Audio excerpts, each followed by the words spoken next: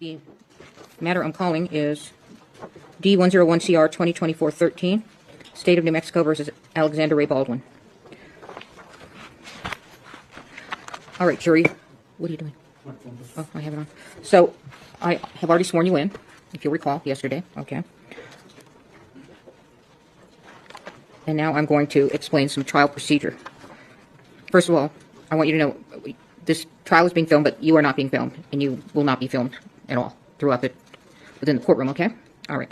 So I'm going to, this is a criminal case, as you know. I'm going to reread the grand jury indictment. It's very formal, so we'll go with that. Count 1, involuntary manslaughter, negligent use of a firearm, in the honor about October 21, 2021, in Santa Fe County, New Mexico, State of New Mexico, at Bonanza Creek Ranch, located at 545 Bonanza Creek Road, Santa Fe, NM 87508.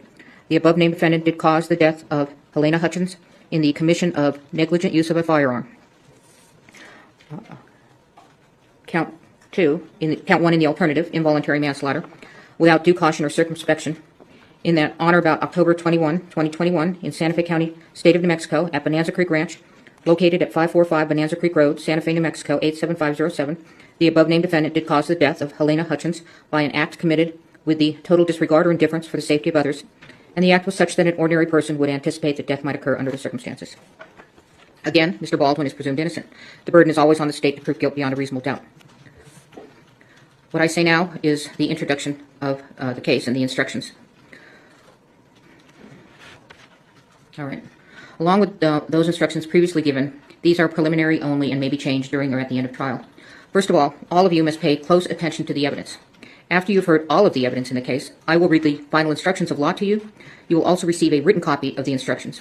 You must follow the final instructions in deciding this case. And just so you know, there's going to be no transcript available to you. Juries have asked me that, so I'm telling you up front, okay?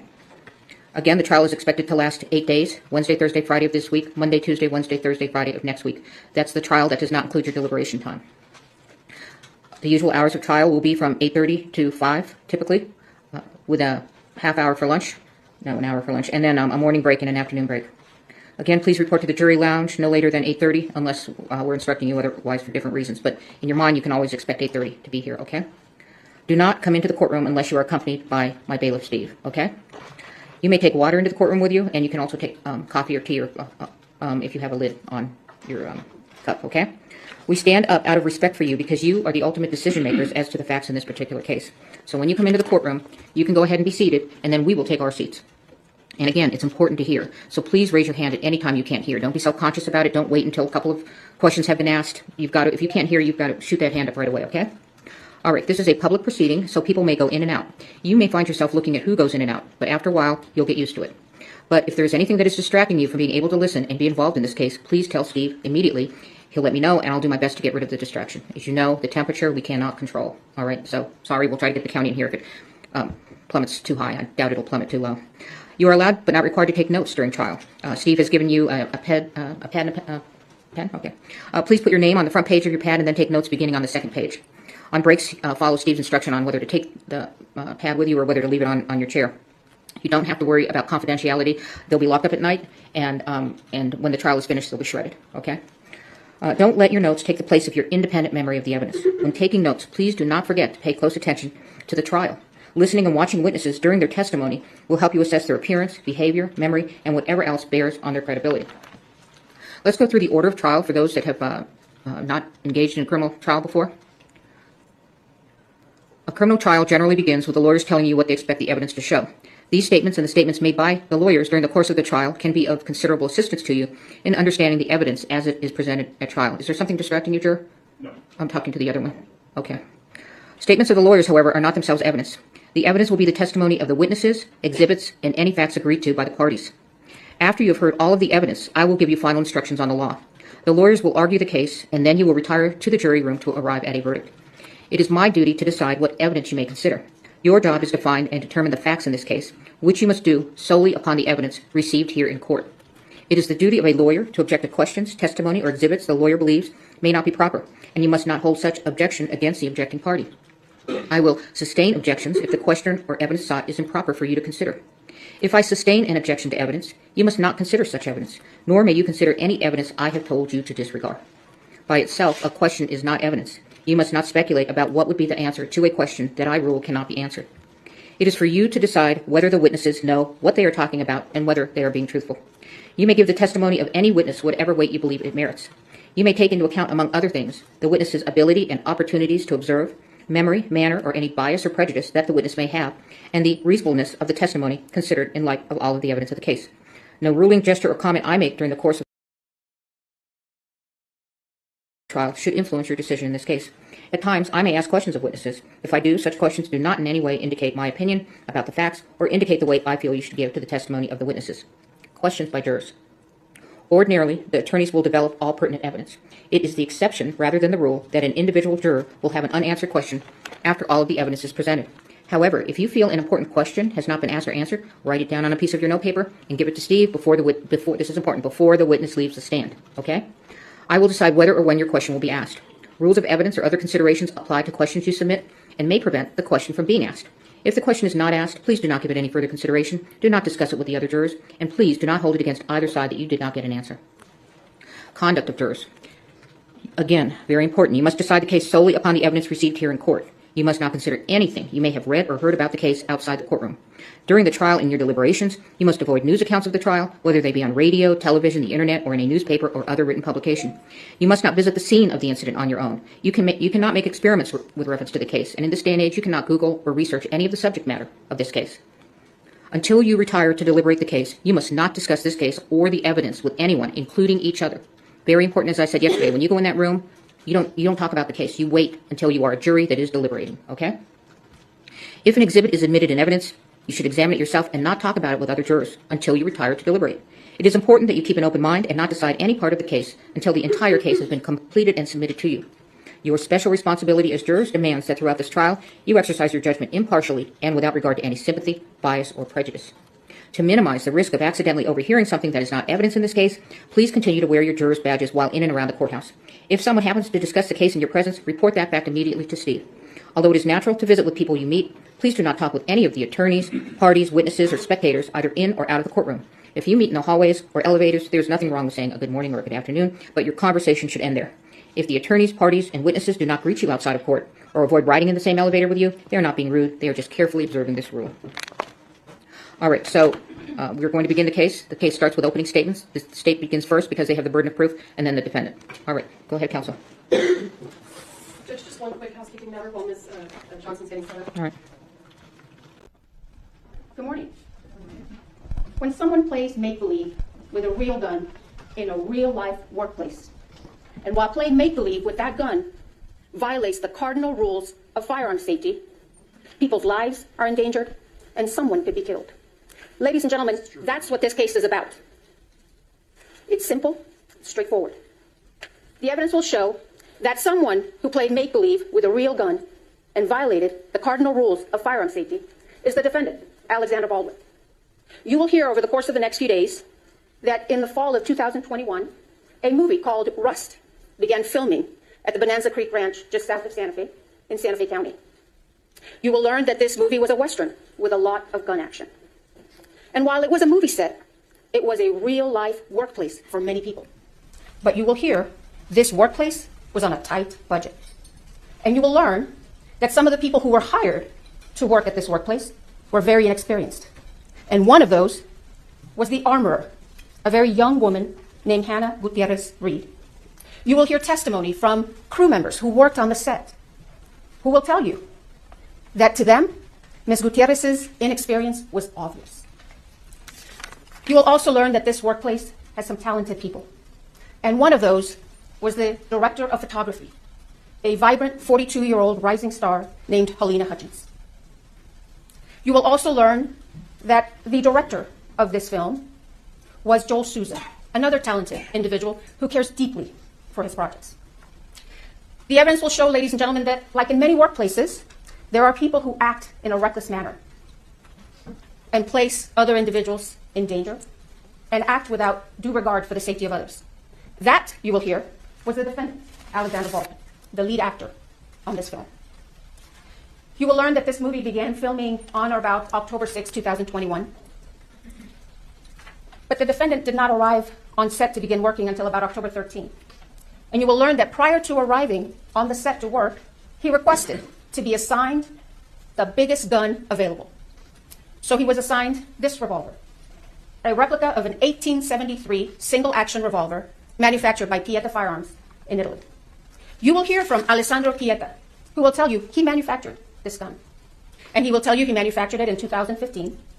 And he will explain the quality control measures that Pieta Firearms follows in order to ensure that firearms that are manufactured by Pieta Firearms don't have any problems or issues.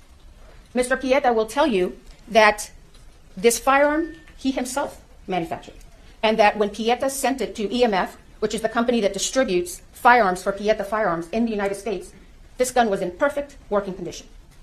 You will hear from Justin Neal, who is a representative of EMF, a company out of California that has historically been known to provide firearms to the movie industry. Mr. Neal will tell you that when EMF received this firearm in 2017, it was in perfect working order. And in fact, when EMF had this firearm, it was subjected to numerous quality control inspections because it was used as a show gun at gun shows. The evidence will show that in September of 2021, an individual by the name of Seth Kenny was contacted by the folks with Rust Production. They asked Mr. Kenny if he would be able to provide some firearms for use during the filming of Rust. You will learn that Mr. Kenny owns PDQ Firearm and Prop. It's a duly licensed firearms dealership. Mr. Kenny then contacted EMF and ordered several single-action replica revolvers. And on September 29, 2021, Mr. Kenny purchased this gun. And you will hear that Mr. Kenny received it from EMF, and it was in perfect working order. The only thing that Mr. Kenny did to this gun was to insert the firing pin, because since it was a show gun, it didn't have a firing pin. But you'll learn that that's a very easy step. All he had to do was just insert the pin, and that's it. And then Mr. Kenny had the firearms, this one and some other firearms, transferred to the set of Rust at the Bonanza Creek Ranch. And on October 13, 2021, the defendant was supposed to have a training session with this gun and this young armorer. But you will see that during this training session, the defendant had somebody or a couple of people filming him while he's running around shooting this gun. You will learn, ladies and gentlemen, or you'll hear during this trial, the use of the words prop gun. And you'll learn a prop gun is this real gun. It's not a toy. It's not made of rubber. It's a real gun. You will also see evidence, ladies and gentlemen, that during the days before that fateful October 21st day, the defendant handled this firearm multiple occasions. You will see video footage of the defendant firing this firearm, working perfectly fine. But you'll see evidence, ladies and gentlemen, that each time the defendant handled this firearm, he did not do a safety check with that inexperienced armorer. And you'll hear that the reason he didn't do a safety check is because he didn't want to offend her. The evidence you will see will paint a real-life picture of a real-life workplace where this defendant mishandled this gun. You will see him using this gun as a pointer to point at people, to point at things. You will see him cock the hammer when he's not supposed to cock the hammer. You will see him put his finger on the trigger when his finger's not supposed to be on the trigger. You will hear about numerous breaches of firearm safety with this defendant and this use of this firearm. And the evidence will show that on the morning of October 21st, 2021, the camera crew walked off set. And you will learn that one of the reasons that camera crew walked out is because they were concerned over safety breaches with the use of firearms. The evidence will show that the morning of October 21st started out a couple of hours behind. They filmed some scenes at this church on the Bonanza Creek Ranch. And you will see that one of those scenes required the defendant to pull out his gun. This was in the morning. Pull out his gun. And you'll hear the director tell him, pull it out and hold it. And the first time, you'll see evidence the defendant does what the director tells him. But you will hear the director tell you that many times the defendant would do his own thing. So then the director in the morning asked him, okay, do it again, just like you did now. The defendant pulls out the gun, but this time he cocks the hammer. The evidence will show they then broke for lunch. And around 1:30 or so, they came back to this church to do what's called a blocking. The evidence will show that Ms. Hutchins wanted to do a blocking for an insert. And you will learn what a blocking is, just working out the details of the moves of the actor. It wasn't even a rehearsal. You will hear from one of the witnesses who walked into the church and saw the defendant kind of playing with his gun. And then you will see evidence, or hear evidence, that Ms. Hutchins and Mr. Souza were talking to the defendant about doing this insert. And the insert was just supposed to be from here to here, and it was supposed to be of the defendant just slowly taking his gun out of his holster, and just holding it at an angle. The evidence will show that someone asked the armorer to bring the defendant's gun to him, and she did. She brought it into the church, showed it to David Halls, who you will learn was the first assistant director. The gun was empty. Ms. Gutierrez then handed the gun to the defendant. But then you will hear that Ms. Gutierrez was given the gun back, and she took it and loaded it with dummy rounds. And what you will learn is that dummy rounds are inert rounds. They look like real rounds, but they are very easy to tell that they're not because they'll rattle. Ms. Gutierrez then went back to the church, showed the revolver to the first assistant director very fast. They only checked about 3 rounds, very quick. And they missed 1 round. You will learn that one of the rounds in that revolver was a real round. And the evidence will show that Ms. Gutierrez then handed the gun to the defendant.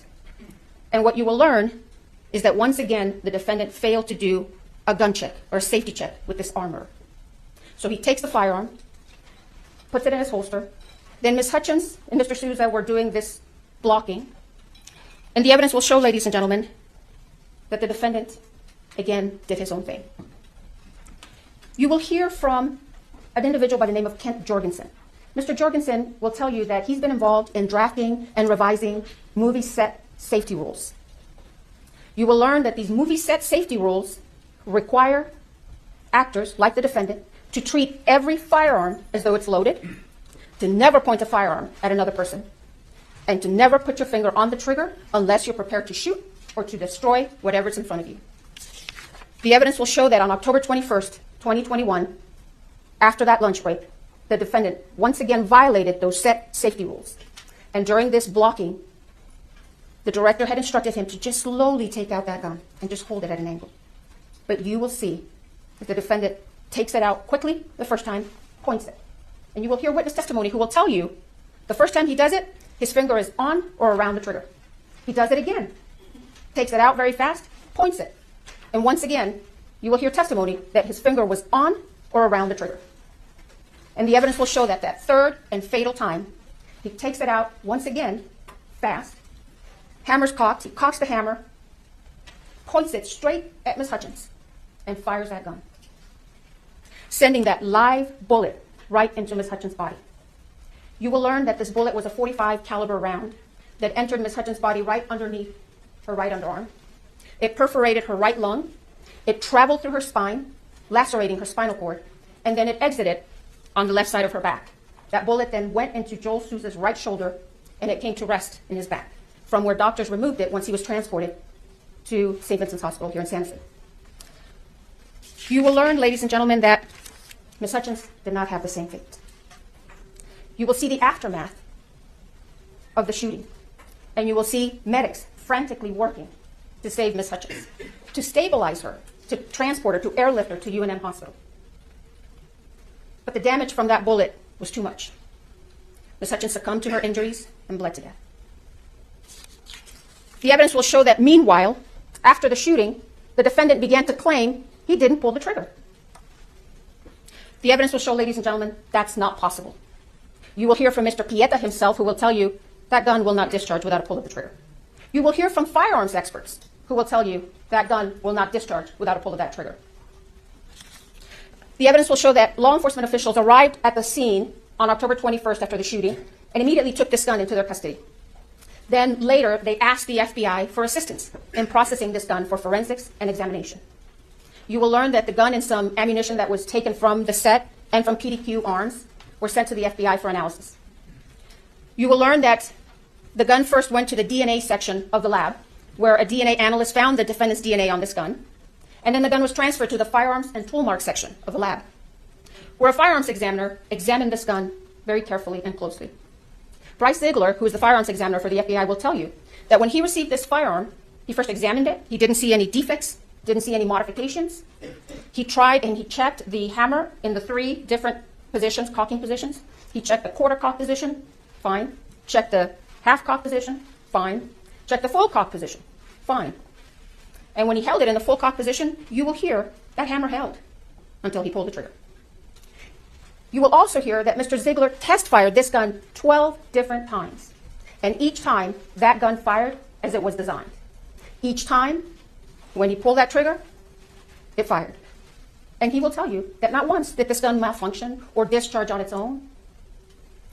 Now, the evidence will show that because the defendant had been claiming that he didn't pull the trigger, Mr. Ziegler suggested one last test to the Sheriff's Department. Mr. Ziegler told the Sheriff's Department that he could do what's called an accidental discharge test. He obtained authorization to do this test, and you will hear that he left that test for last because that test could potentially damage the gun. Mr. Ziegler went forward after he received this authorization and conducted the accidental discharge test. And you will hear, ladies and gentlemen, that during that test, a couple of the internal components of this firearm damaged. You will hear that the trigger sear and the full cock hammer notch were damaged during the accidental discharge testing. The evidence will show, however, that before this accidental discharge testing by the FBI, this gun functioned and worked perfectly fine. You'll see the video footage of the multiple occasions during which the defendant used this firearm on the set, and each time he fired it, it was working just fine. And in fact, you'll hear evidence that the defendant himself admitted in December of 2021 that this gun didn't have any mechanical problems. You will hear from the two of the country's leading experts on firearms forensics, Michael Haig and Lucian Haig, and they will tell you that they examined the revolver and the damaged pieces extensively. They will tell you that the damage to the full cock trigger notch is consistent with the accidental discharge testing that was conducted by the FBI. Lucian Haig will tell you that in August of 2023, he examined the trigger sear, the other piece, and that when he looked at it initially with the naked eye, there was nothing wrong with it. He couldn't see anything. But then he put it under the microscope, and he noticed some kind of rough microscopic diagonal lines on the surface of the trigger sear. And since at the time he did not know how Mr. Ziegler had conducted the accidental discharge test, he opined that these very small microscopic lines were likely not caused by the FBI accidental discharge testing, but he could not exclude that as the source of those lines. Then a few weeks ago, Mr. Haig will tell you that he spoke with Mr. Ziegler, and he learned how Mr. Ziegler had conducted the accidental discharge test. Mr. Ziegler explained that he affixed that firearm onto a fixed platform and then struck the firearm on 6 different planes with a rubber mallet. And Mr. Ziegler explained to Mr. Haig that he had not affixed the mallet to another fixed device. Instead, he did it freehand. Mr. Haig will tell you, with his 50-plus years of experience as a firearms forensics expert, he opined or concluded that those very tiny microscopic diagonal lines on the surface of the trigger sear were likely caused by the FBI's accidental discharge test. The evidence will show, ladies and gentlemen, that regardless of how those tiny microscopic lines got on that trigger sear, these firearms experts will tell you that those would not affect the functionality of this firearm. At the end of this case, ladies and gentlemen, you are going to conclude and be convinced beyond a reasonable doubt that on October 21st, 2021, that gun the defendant had asked to be assigned worked perfectly fine as it was designed, and that the fatal and one of the main problems that afternoon of October 21st was that the defendant didn't do a gun safety check with that inexperienced armorer. He pointed the gun at another human being, cocked the hammer, and pulled that trigger in reckless disregard for Ms. Hutchins' safety. And you will be convinced that the only true and just verdict in this case, so that true justice can be served, is a verdict of guilty to involuntary manslaughter. Thank you. Mr. Spiro?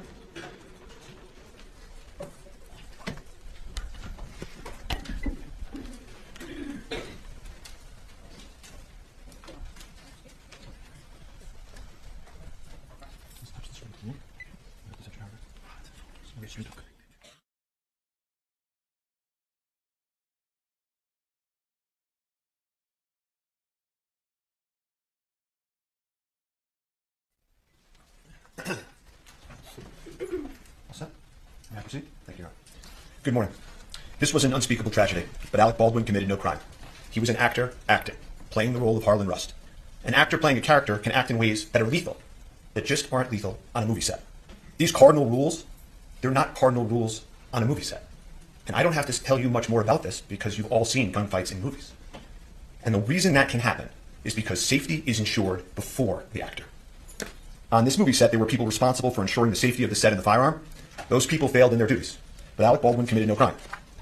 The most critical issue in this case is how a real bullet got on a movie set. the evidence will show that real bullets are never supposed to be on movie sets. Movie sets use dummies and blanks. Movie sets use dummies, fake, inert bullets that look like real bullets, they don't go bang, for when you want a close-up of the gun. You can't tell them apart from live bullets by looking at them, which is why live bullets can be nowhere near a movie set. And if the director wants a shot of the gun going, bang, poof, there's blanks that they can use. And those blanks look nothing like real bullets. And they are used for those shooting scenes. And, they'll play these videos that they described of Alec's, firearm in the movie going bang, poof. And people are conditioned to seeing people firing weapons and thinking, that's a dangerous act, that's a dangerous act. And they will play those videos and give you that image to try to tarnish him in your eyes. But that's not what happened here. On this set, there was a real bullet. Something that should never be on a movie set. Something which has nothing to do with making a movie. And you will hear no evidence, not one word, that Alec Baldwin had anything to do with that real bullet being brought onto that set. The second critical issue in this case is, why did a real bullet get loaded into a prop movie gun? It is undisputed that the bullet was loaded into the gun by the armorer, the person on set whose responsibility it was to ensure the gun was safe. And so picture that moment of the armorer placing a live bullet into that firearm.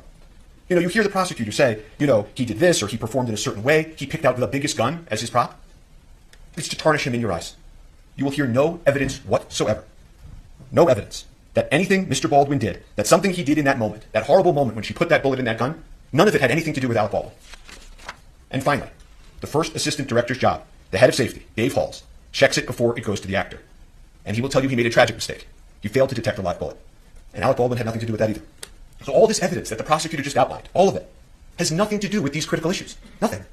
Which leads us to this. The evidence will show that on a movie set, safety has to occur before the gun is placed in the actor's hands. In this case, this unique case on a movie set, the prop gun was placed in Mr. Baldwin's hands and cold gun was announced, meaning it had been checked and double-checked by those responsible to ensure the gun was safe. It was just a prop. They all thought it was just a prop and could do no harm. The actor's job is to act, to rehearse, to choreograph his moves, to memorize his lines. He's Harlan Rust. He's an outlaw running for his life, who in the incident in question, he's pulling a six-shooter to try to defend himself. That's why the gun has to be safe before it gets into the actor's hands. His mind is somewhere else, in the being of another, a century away, an outlaw. He must be able to take that weapon and use it as the person he's acting would. To wave it, to point it, to pull the trigger like actors do, in ways that would be lethal in the real world, but are not lethal on a movie set. And I'm going to show you that scene now before lunch. And if we could just play action.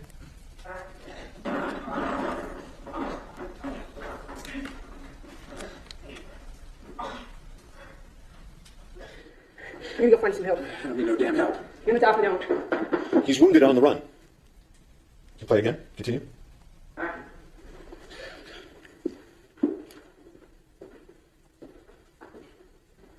Harlan Rust. Did you stand up nice and slow? Toss any weapons you have. He's on the church pew, bleeding, his hand gripping the revolver. He would defend himself against the men in the movie. Play. One more. You good? Ready? Harlan Rust. Did you get up nice and slow, toss any weapons you have?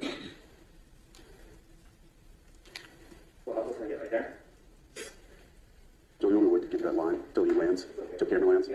Yep. Okay, which way? Camera right or left? So camera left for now. I'll stand right here for you. So whip it out. Okay, let me get this over, please. Ready? Okay, ready? Okay, ready? Ready. And set. Ready, and action. Harlan Rust.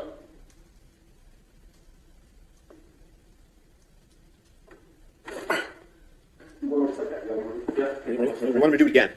There's no danger. They want him to do it again. And set. Ready, and action. Harlan Rust.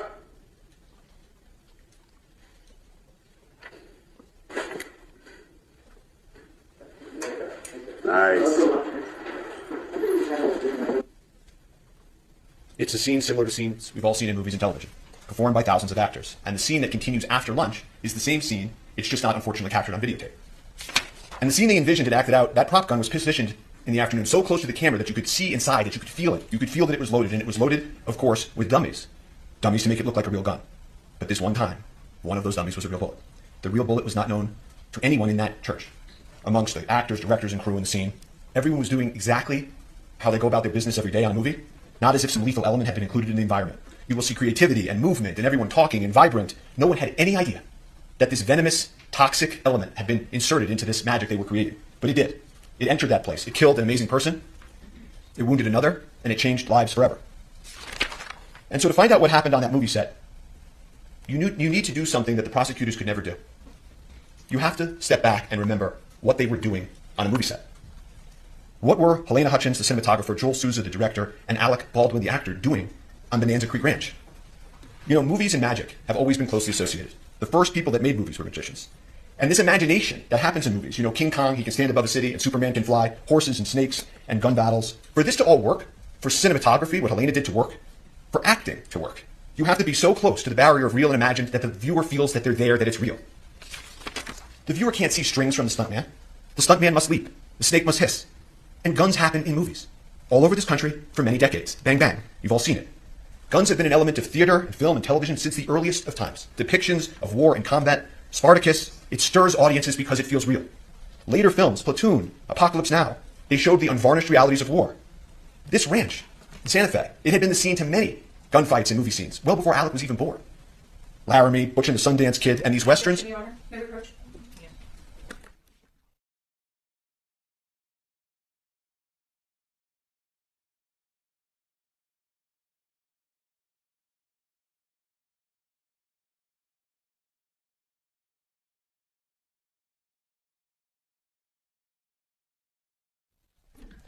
The evidence will show that guns are in movies because movies are about people's lives and guns are people's lives. So let's talk about the evidence and how the lethal bullet got there. How did this happen and how did it unfold? The evidence will be the following. Everybody on a movie set has a role. The armorer armors, the director directs, the actor acts. They work in harmony, but they have a division of responsibility. Safety, being important, has the first assistant director, whose name is Dave Halls, above the armorer and is sort of the safety of the set. And on that day in question, the cast and the creative directors and crew in the church, it's a fake church, their actors are not in their normal clothes, it's costumes, there's debris falling from the ceiling, it's fake debris, and they yell out cold gun. And that is an important term you're going to learn in this case. It means that the gun is cold. No one need worry. But even that requires a little bit more explanation. Cold gun doesn't mean no live bullets. There are for sure 100% no live bullets on movie sets. That's unimaginable. Cold means you don't even have the fake blank poof in it. You don't need to worry even about eye gear or earplugs for that fake bang. It means it's empty, inert, cosmetic, can do no harm. Cold guns can't hurt people. It's impossible, literally impossible for a cold gun to hurt somebody. You could hurt you more by dropping it on your foot. And that's why these artists are carrying on in their art. Cold gun, all clear to go. And the armorer on this set hands a prop gun to Alec, like she had done times before, like people have done with him in movies for a generation. And he's there. He's in the movie set shirt with his movie set gear and his holster, and he takes his movie set gun. And he's deeply focused in that moment on his character. The artists, the crew members, they're moving around him. Again, no eye gear or earplugs, nothing to protect against. They carry on. They practice. They rehearse. They take a lunch break. Some folks leave, some don't. They continue the scene. Dave Halls, the head of safety, is actually practicing the movement so they can frame the footage that will happen after lunch. And the prop cold gun comes back. The prop cold gun comes back, cold gun. They call it again. Same gun, again, safe. The first assistant director, Dave Halls, head of safety for the entire film, a man with decades of experience, comes and takes the additional step and inspects the gun. Verifies again, cold gun. Everyone relax. Go back to focus on the making of a movie. There's nothing in the gun that can hurt anybody. And Alex sits on that pew. And the creative directors, the crew, they're moving around him, in front of him. And Harlan Rust, he begins, like the prosecutor told you, rehearsing, acting. This is a completely mundane, uneventful, routine act on a movie set. And so everybody carries on. Nobody fathomed, imagined, foresaw any possible danger. They moved around Alec as he practiced his draw. As the prosecutor put it, working out the details of the move and the actor. He does it again, does it in a different way. Nobody bats an eye. And they will tell you that the investigation revealed that Baldwin was practicing drawing and pointing the weapon of the scene with guidance and instruction from Halyna Hutchins and Joel Souza. The gun goes off. Everybody's shocked. Alec is startled. He immediately says, I didn't mean to shoot, I didn't pull the trigger, immediately. What the hell just happened? They collectively explain. Shock turns to panic. 911 is called.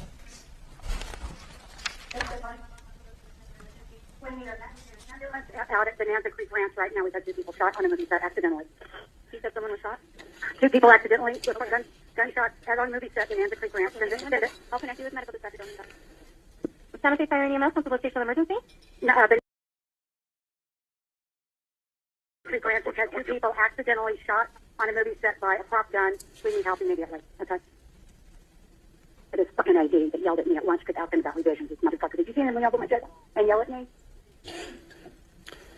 He's a gun. He's responsible for everything. How many? No. I'm a script supervisor. How many people are injured? 2 that I know of. I was sitting, we were rehearsing, and it went off, and I ran out.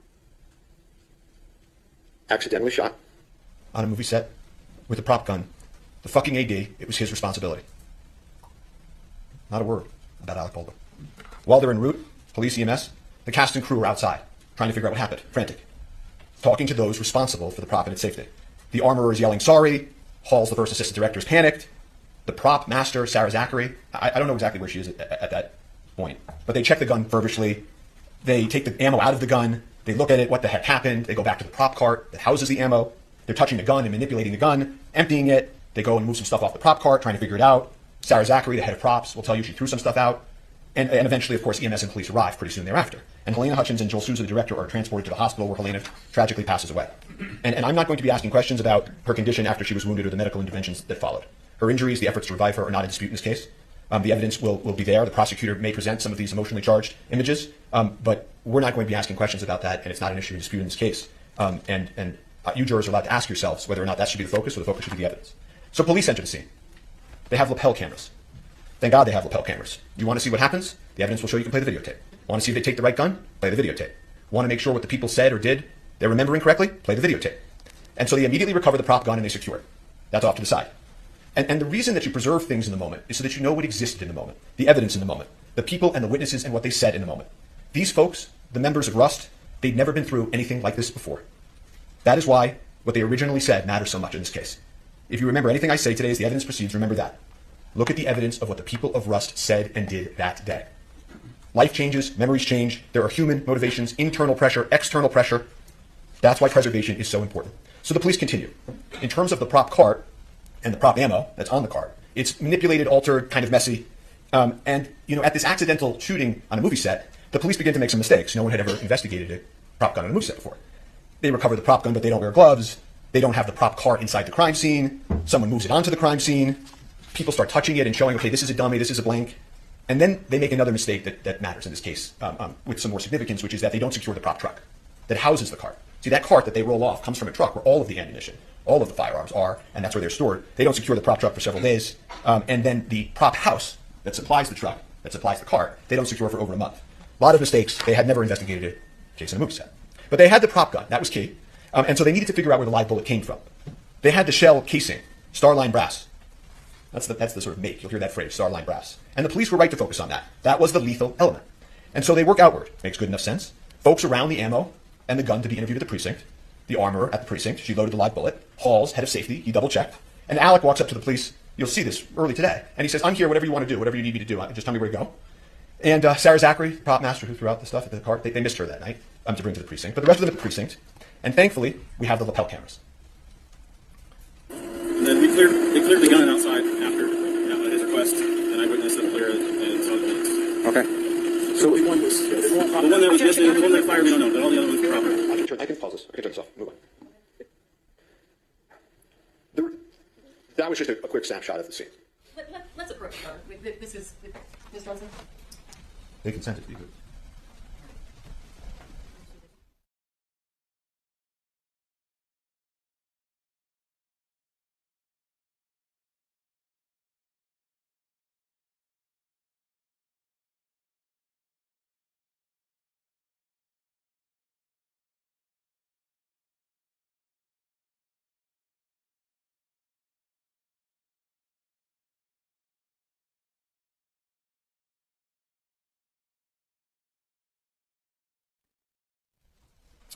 The remaining witnesses from inside the church are interviewed on the scene.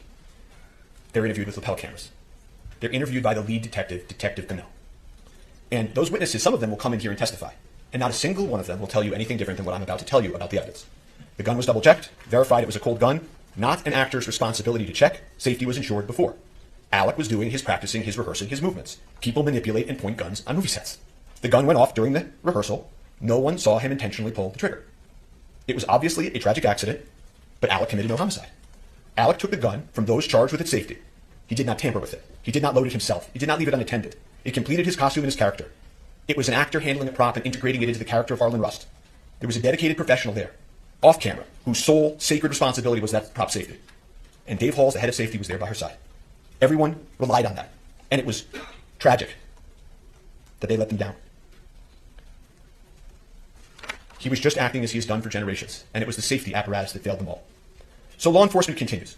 They need to find the live bullet. That was the lethal element.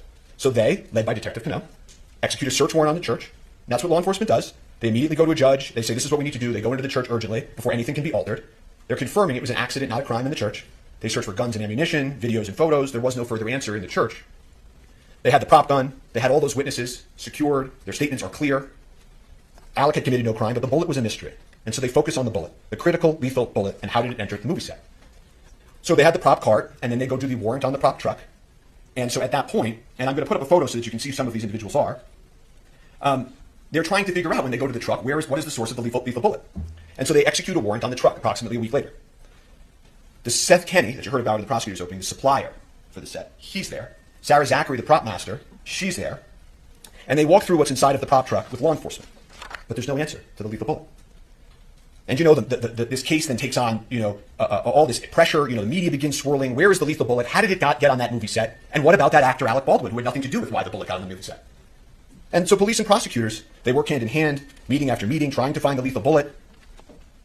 Meeting with Seth Kenny, meeting with Sarah Zachary, the prop master, the supplier. Where is it? And about a month after the incident, Sarah Zachary finally sits down with law enforcement to answer some questions.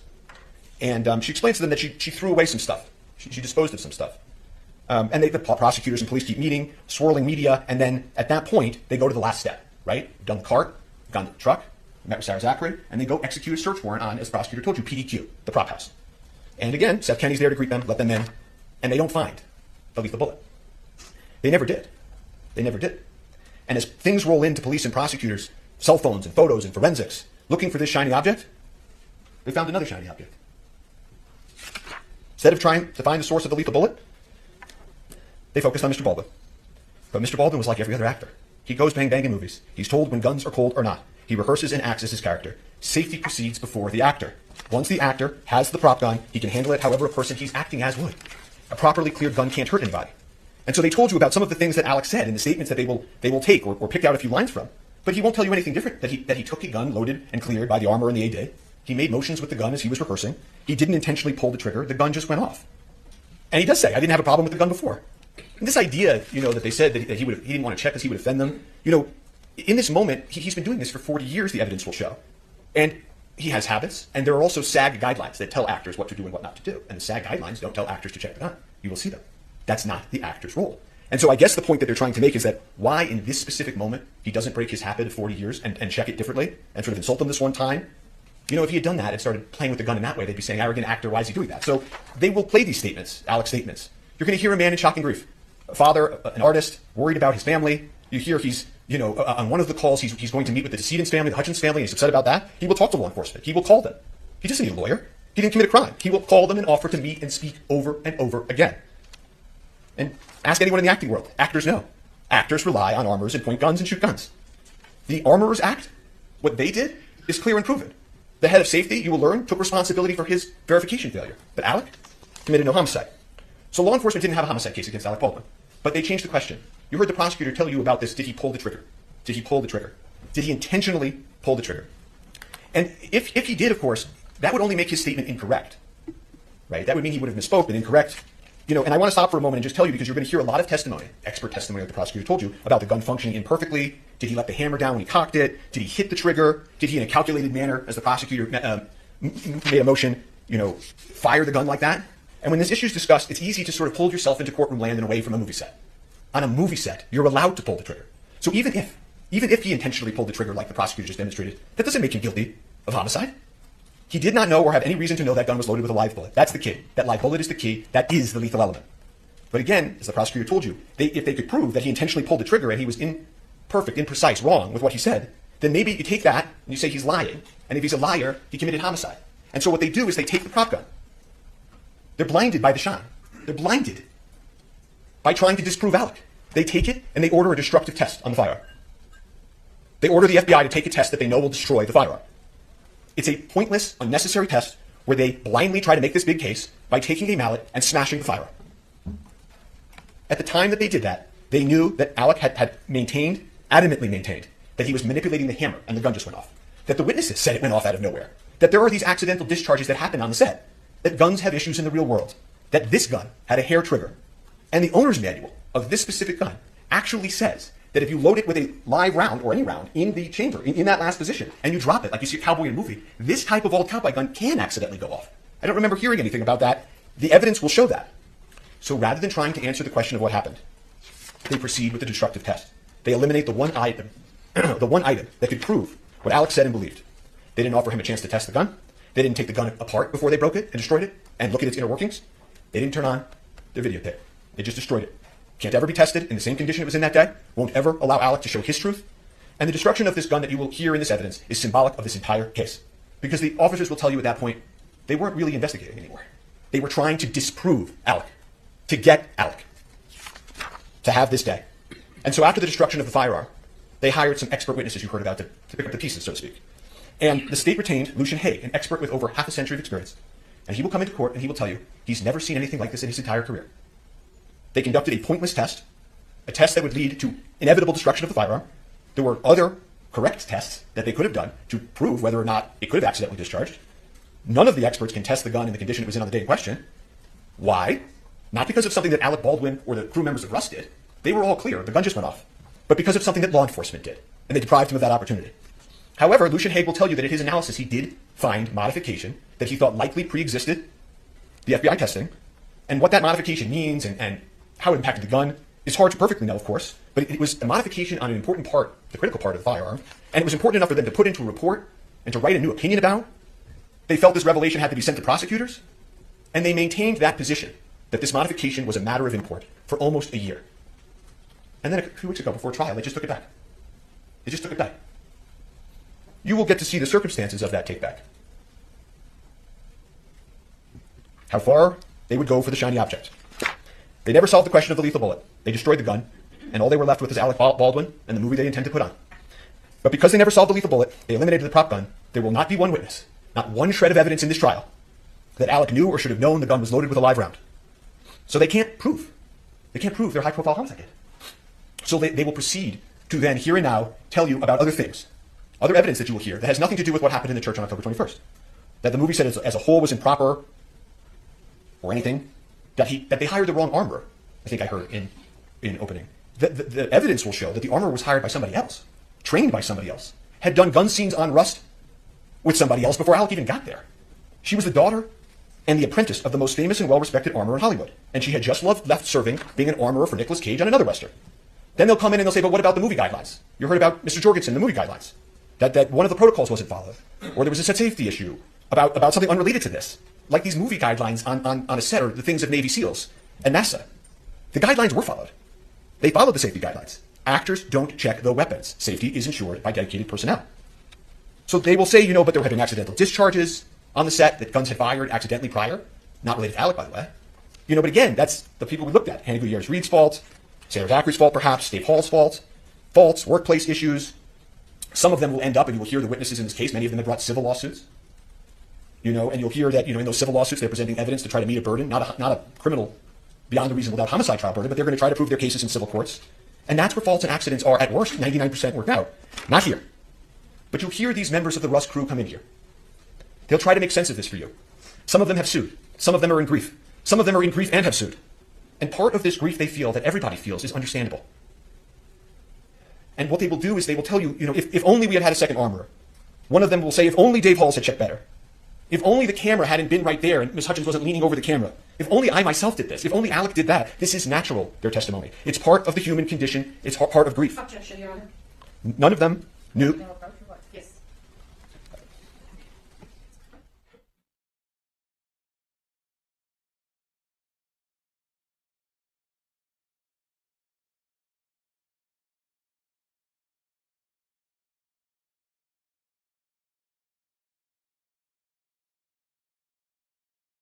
As I was saying, the witnesses, in their grief, will look for reasons to try to make sense of this tragedy. But again, none of them knew or should have known about the lethal bullet either. No one had any idea that it was on that set or in that gun. In that world, they were all in it together. And you will hear that none of this other stuff has anything to do with those two critical questions we started with. Why there was a live bullet on set, why the armorer placed it in the gun, and of course, why the head of safety failed to detect it. None of it speaks to whether Alec knew or should have known those things. He didn't. No one on that set did. It was not foreseeable. You will hear that word from the witnesses and from eventually the instructions. Foreseeable. This was anything other than foreseeable. and they must prove beyond any and all reasonable doubt that this was foreseeable. Total indifference to human life, that death might occur. He's an actor. He's an actor. But here we are at a homicide trial. And so they will pull witnesses, and witnesses will be cross-examined. They will push themselves to the edge of truth and beyond. You know, these things about, Alec didn't notice this or Alec didn't notice that, I want to make sure that you're clear on something that the evidence will show. He had been filming on that set for a handful of days. The evidence will show he had just gotten there. It's not as if he had been there for months and months and noticed things and failed things, and he just gotten there. You don't notice every little thing when you start at a new place and when you're in the character of Harlan Rust. But they will push forward, and they will have gaps in the evidence as well. Don't expect you to be hearing and for them to call the first AD head of safety. I don't know if you'll be hearing from the lead detective, Kana, who investigated this case, the lead detective, or the sergeant that supervised him, Sergeant Zook. I don't think you'll hear from Mr. Schilling, who was the lead investigator for the prosecutors. And so as you hear this, you jurors can assess about that gap of evidence. And there's one thing that I can tell you you will not hear also. You will not hear from an actor or an expert in acting. And so they will play the videotapes of Alec Baldwin, the actor, acting. They will show you perhaps over and over again him in shooting scenes. Bad Alec shooting a gun the wrong way in a movie scene. They will try to get you to picture that and forget that this was a movie set in the first place. And you will see actors in a Western acting. And your mind might go to your favorite gun scene in your favorite movie. You may picture actors and actresses doing exactly what you see here. The other actors in Rust are doing the same thing that Mr. Baldwin was doing. But when you come back from that moment, remember, this is a homicide trial. And you will see soon that the reason they play those videos of him over and over is because they don't have any evidence of actual homicide. And you will learn the truth. Not a day goes by when we don't wish Alec had saved your life.